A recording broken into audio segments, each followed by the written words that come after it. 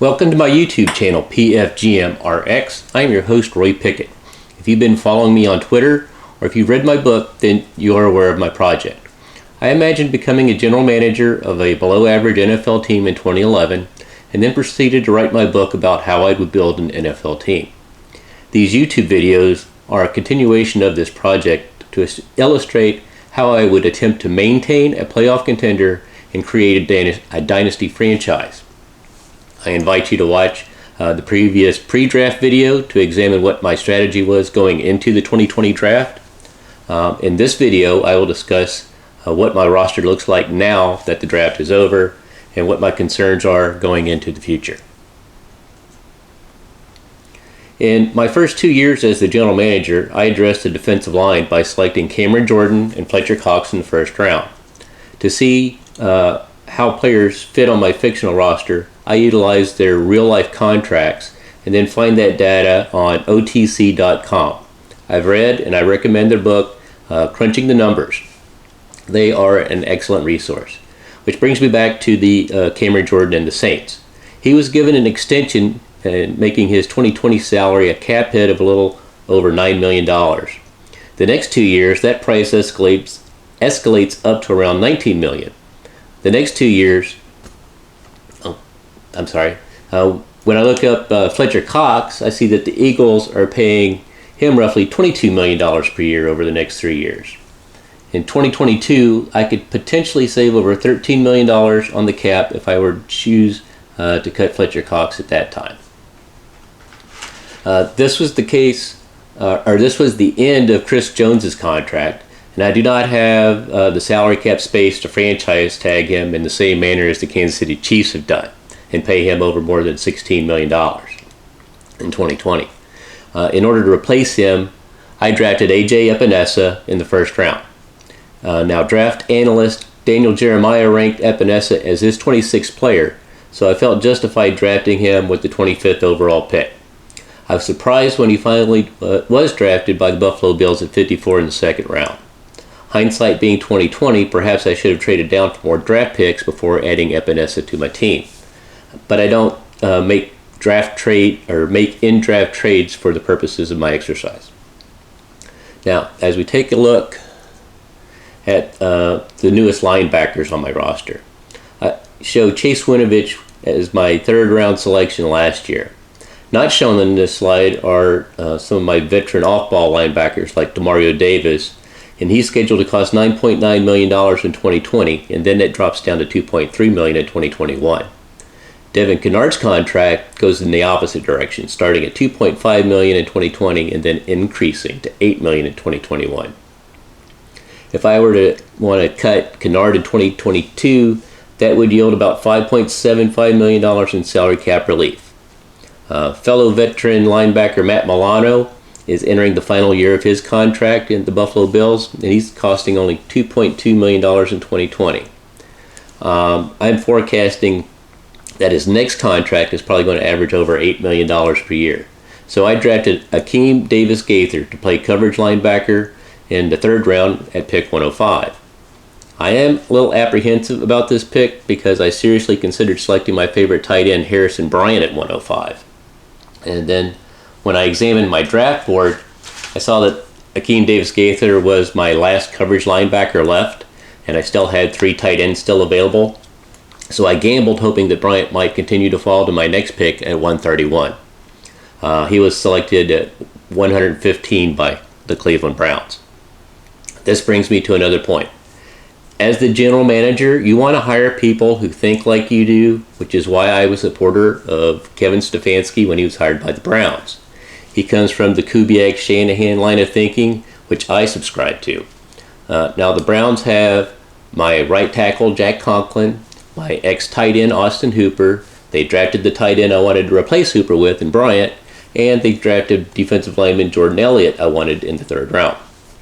Moral of the story, hire people who share your philosophy so they are working with you and not against you. Okay, ran over, back to the linebackers. I was able to draft Curtis Weaver in the fourth round and Bradley and I in the fifth round. And I just felt that they were too valuable to pass on. Even if I didn't need them, They just bring enough versatility to play outside linebacker, they can blitz from the inside, or they can even contribute to special teams. That brings us to the cornerbacks. The changes to my cornerbacks room is the departure of Xavier Rhodes, which I anticipated when I drafted DeAndre Baker in the first round last year. I'm going to have Baker and Casey Hayward to compete to fill in that void created with Rhodes' dismissal. I'm satisfied with my cornerbacks, and I added undrafted free agent Javaris Davis to complete the room. Turning my attention to the safeties, I have Sean Williams entering his final year of his contract for $4.8 million in 2020. Not knowing what his next contract demands are going to be, I selected another Georgia Bulldog, J.R. Reed, in the 7th round. I am finding Kevin Byard's contract a little concerning. He's due $10.9 million in 2020 and then $14.3 million a year for the next 2 seasons after that. If I decide to release him in 2022, I would be able to save about $10.7 million in cap room. So I might be looking for a new free safety in the 2021 draft. My offensive lineman. According to OTC.com, Taylor Lewan had a valuation of about $8.2 million in 2019. That's what they said he was worth. The Titans and I are both expecting to pay him over $18 million in 2020. Personally, I would have been looking for trade partners to take him off my books. Washington was able to trade Trent Williams for a 5th round pick this year and next year's 3rd round pick to San Francisco. Lewan is younger and he has less concerns, so perhaps I could find a better deal than that. I would continue to search for trade partners up till the trade deadline. If I must keep him, I'll be paying him $13.7 million in 2021 unless I cut him, and then I would save $9.5 million. Right now, I have his eventual replacement, Josh Jones. I drafted him 22nd overall compared to Daniel Jeremiah, who ranked him as the 39th best player. So once again, I was surprised when the Arizona Cardinals were able to draft him in the 3rd round with pick 72. Obviously, I value him much more than the NFL because I'm attempting to unload Lewan's contract while maintaining protection from a franchise quarterback. As I mentioned before, Stefanski and the Browns sniped Jordan Elliott at 88 when I was targeting him at 89. So I looked at my draft board and I asked myself, now what? I found Matt Pert. In my book, I decided to execute Jack Conklin's 5th-year option for $13.8 million. So I have him on my team. If I had been the Titans, he'd still be with the Titans. So I've got him for 2020, and I'm paying him $13.8 million. But I'm probably not going to be having him much longer than that. My expectation is in 2021, my bookend tackles will both be on rookie contracts, and they'll both have a year of experience behind Lewan and Conklin. So Jones and Pert will save me essentially $23 million on the cap.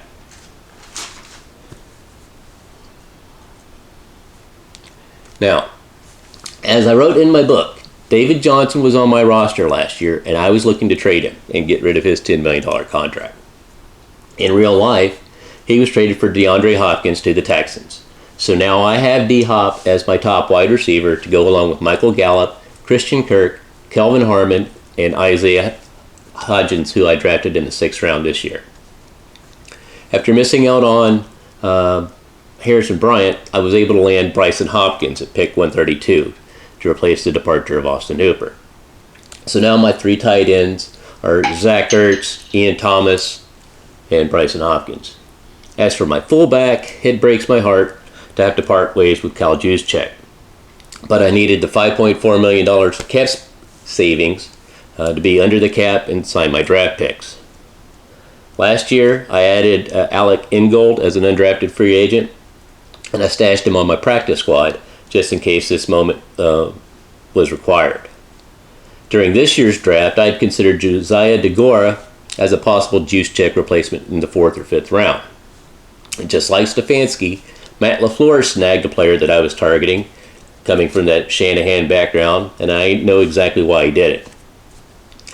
Lastly, I drafted James Robinson in the 7th round to replace David Johnson, along with my other 2 running backs, David Montgomery and Tariq Cohen. I went into the draft believing that I will be paying Patrick Mahomes $40 million a year sooner rather than later. So generally, you can't find a veteran quarterback with starting experience for a minimum contract. Now, that was before Jameis Winston and Andy Dalton signed their new contracts. With that being said, I didn't know that was going to happen, and they're only being signed for 1 year. So I'm looking more down the road. So my plan was I got Anthony Gordon in the 6th round to compete with Brett Rippon as the backup. I had Rippon from Boise. He was on the practice squad last year learning my system. So now I'm going to have these 2 guys battling it out to back up Patrick Mahomes. The other guy, he can go to the practice squad. Now, after seeing the Bills select Tyler Bass in the 6th round with the 188th pick, I went ahead and got Hot Rod Blankenship. I like Georgia Bulldog players, if you haven't noticed. I got him in the 7th round. So neither Gordon nor Rodrigo Blankenship were drafted by the NFL. Both have been signed as undrafted free agents. It's kind of a crapshoot when you get on day 3 as to who's a draftable player and who's a priority free agent. Kind of whatever fills your needs. So this was part of my pre-draft video when I was talking about the last one, and I went through what my team needs were. So Josh Jones and Matt Pert check off the first item. AJ Epinesa replaces Chris Jones on the defensive line. Bryson Hopkins should allow me to continue to use 12 and 22 personnel like alike. Akeem Davis-Gaither and J.R. Reed provide me with some depth and insurance, as I had those other 2 guys coming at the end of their contracts. I got Javaris Davis as an undrafted free agent to fill up the cornerbacks. I got James Robinson to replace David Johnson. Hot Rod comes in to compete with Chase McLaughlin, just like they are in real life for my Colts. I was unable to draft Braden Mann as a punter, so I would have gone after Tommy Townsend of Florida. I believe the Chiefs assigned him. Let's see, next. This is basically just showing you where I would have drafted them, not where they were drafted. Like I said, I took Jones and Epinesa much earlier than where they were selected. Akeem Davis-Gaither, I took him at 105. I believe he actually went to the Bengals at 107. And then you can see in the picks 200, that's where I got 201 was Anthony Gordon. James Robinson's 249, and J.R. Reed was my final draft pick at 253. I was utilizing the Vikings draft picks. Like I said, I'll pick a team that's close to me. Like I'm a Kubiak disciple, so I went with the Vikings this year. I also added in that Hopkins for David Johnson trade, so I did not have a 2nd round pick because I gave that away for D-Hop. And I got pick number 131 or 132 from Houston. So those were the picks, and that's where they came in. So this chart portrays a trajectory on my team from the get-go. Like I said, I started in 2011. I assumed that the overall talent of the roster and my quarterback room was average. So I put them in that 50 percentile. Having the 16th ranked quarterback or worse is not uncommon in rebuilds, and not having very good overall talent is not uncommon in rebuilds. That's why the general manager gets replaced. So I focused on building my roster to help my quarterback progress, which I believe he would. Once I felt like the roster talent was up to top 10 caliber, but my quarterback was not top 10 caliber, he kind of plateaued. I don't know if you can see. We're both kind of going up along. The talent's getting better, the quarterback's getting better. And then the talent's getting better, but the quarterback's not really getting much better. That's when you need to cut bait with that quarterback and go find you one. So, let's see.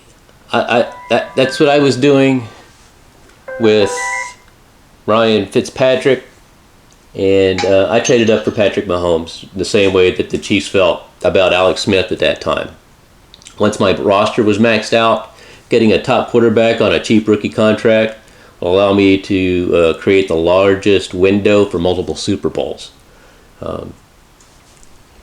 Here we are when Mahomes came in, and now he's playing at a high level. All the all-stars at every position is filled. We are high top teams in the league. But as you can see, now that I'm going to start paying Mahomes, I'm not going to be able to keep all of these guys. So I got to start letting guys go at the end of their contract. I'm getting rookies to replace them, hoping that they're as good as the guys that are walking out the door.